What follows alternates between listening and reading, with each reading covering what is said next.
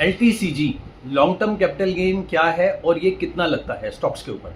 ठीक है, तो मैं आपको बता दूं, लॉन्ग टर्म कैपिटल गेन होता है किसी भी पर्टिकुलर स्टॉक को अगर आप 365 दिन मतलब 12 महीने के लिए अगर आप होल्ड करते हो, उसके बाद में उसको सेल करते हो, चाहे वो आप सेकेंड ईयर कर रहे हो, थर्ड ईयर कर रहे हो, 10th ईयर कर रहे हो, जब भी आप कर रहे हो, 20th ईयर कर रहे हो, इससे कोई लेना देना नहीं है। बस उसका जो क्राइटेरिया है वो ये होना चाहिए कि 1 साल की होल्डिंग आपकी मिनिमम होनी चाहिए।